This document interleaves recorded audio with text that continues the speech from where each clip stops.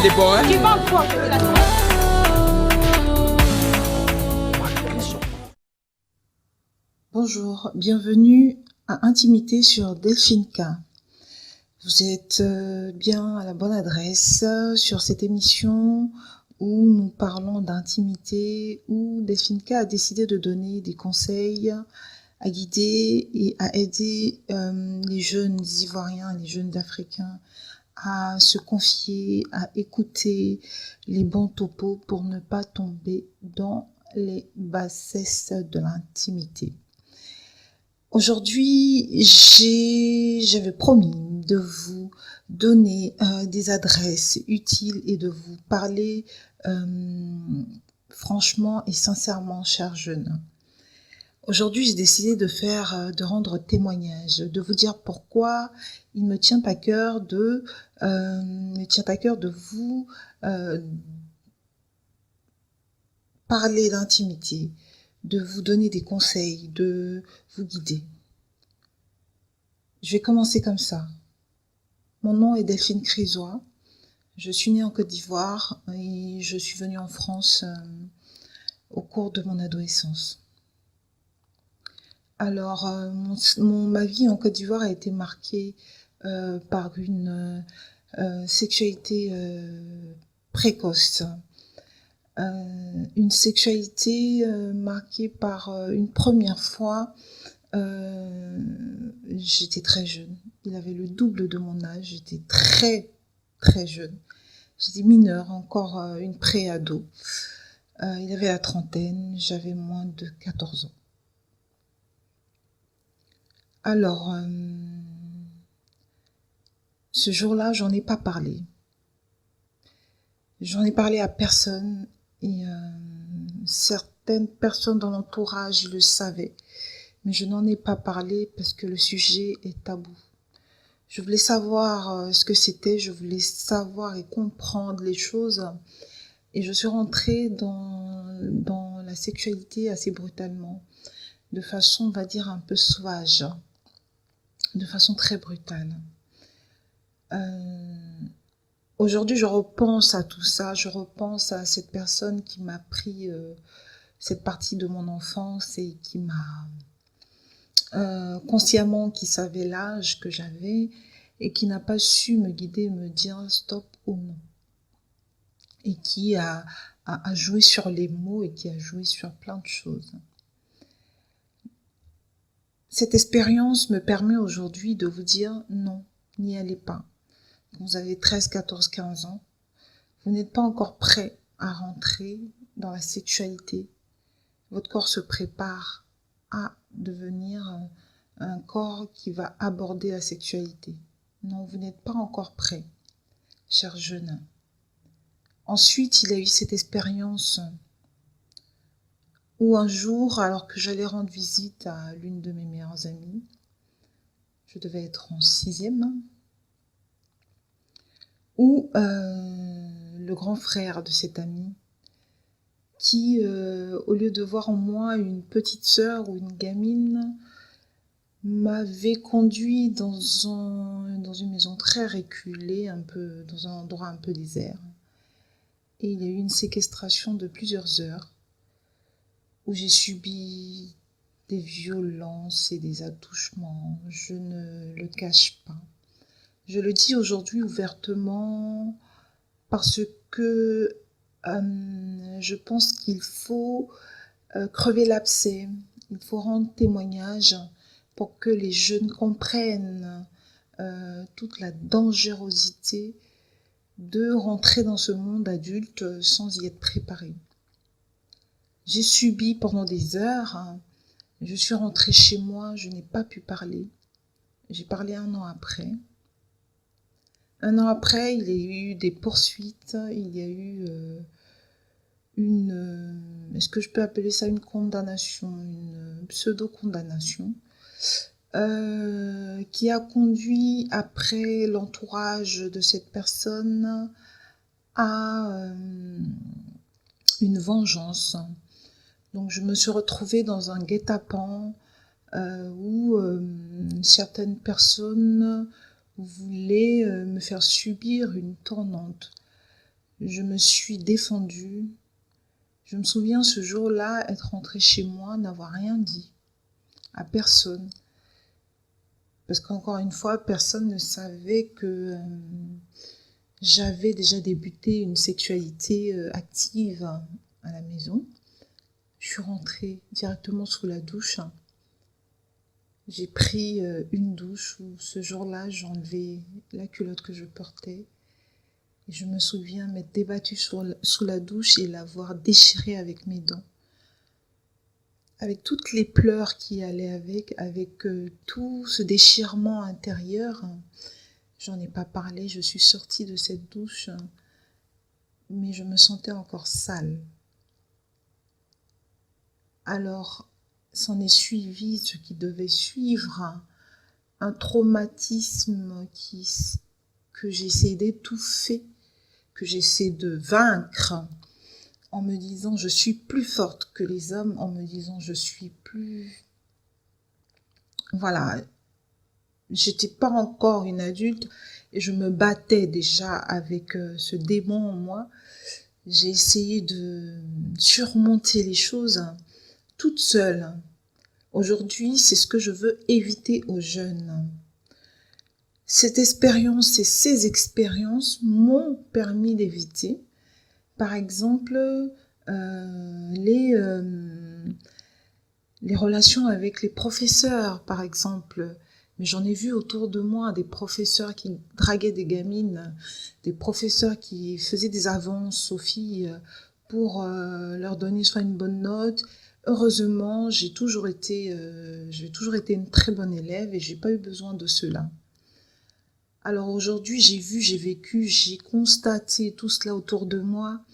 C'est cette expérience-là très douloureuse et qui reste encore comme une plaie béante en moi, qui m'a poussé à créer intimité, qui m'a poussé déjà à approcher des gens pour créer une association pour venir en aide aux jeunes.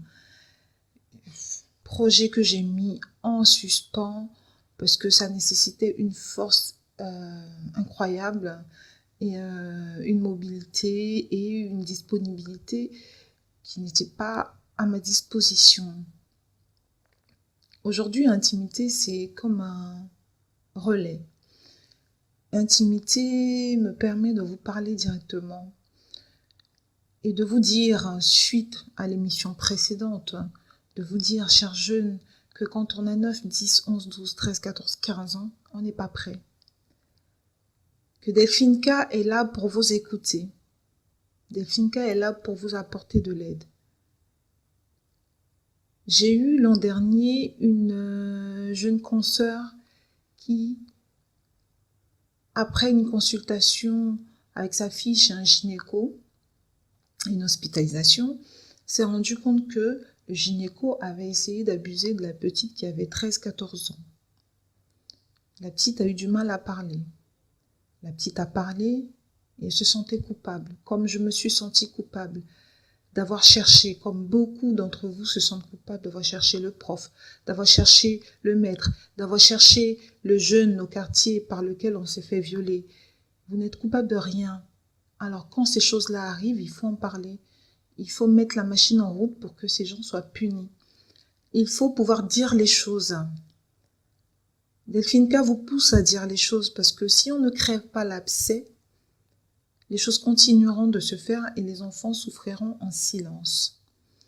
J'ai le témoignage d'un jeune homme qui me dit « Quand j'étais jeune, j'avais 8-9 ans, la bonne me violait. J'avais des attouchements. Elle jouait avec mon sexe. Elle essayait de le rentrer dans ses parties intimes. Elle a peut-être fait. Sûrement. Parce que j'ai eu un tel cas dans mon entourage. Alors, ce jeune homme reste marqué. Mais comme on dit chez nous, il s'assoit sur sa souffrance. Il s'assoit sur cette période de son passé qui est douloureuse. Ce jeune homme me dit, quand la bonne est partie, c'était le cousin qui voulait me sodomiser. Et on est en Côte d'Ivoire. Je vous parle de choses qui se passent en Côte d'Ivoire. Et rend ce témoignage dans l'anonymat, mais ça reste un témoignage poignant. Il y a beaucoup de jeunes comme ça qui, sans connaître les rouages et les dangers liés à la sexualité, sont exposés à une sexualité précoce. Ils subissent en silence pour ne pas qu'on les accuse d'avoir cherché.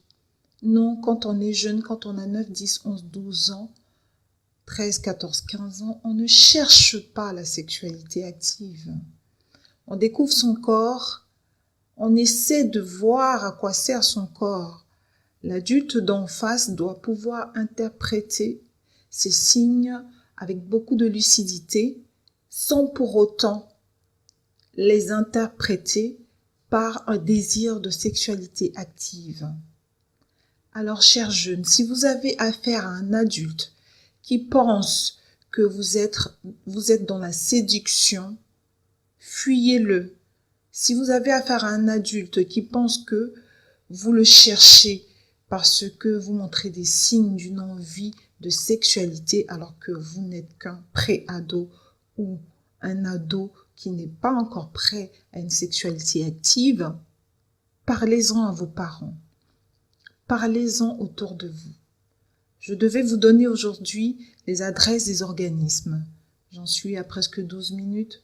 Pour ne pas épuiser votre patience, je m'arrête à ce témoignage, au besoin, au désir, à ce qui m'a poussé à faire cette émission, à mon témoignage, et de vous dire que la sexualité reste quelque chose active, reste quelque chose de très dangereux quand on n'y est pas préparé, quand on n'est pas prêt, en ce sens qu'elle peut engendrer des maladies, qu'elle peut engendrer des grossesses pour les jeunes filles, elle peut engendrer même la mort pour certains.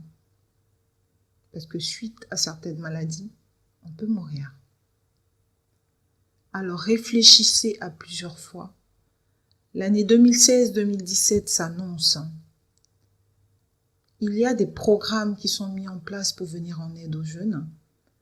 L'UNICEF est là. La ministre de l'Éducation a mis en place un programme. Tout un arsenal est là pour vous venir en aide. S'il y a un souci avec un professeur, avec un maître, avec un directeur d'école, s'il y a tentative d'abus sexuel, je vous en supplie, chers jeunes, parlez-en. C'est très important. On est là pour vous aider. Delphine K est là pour vous écouter. Je vous dis à la semaine prochaine.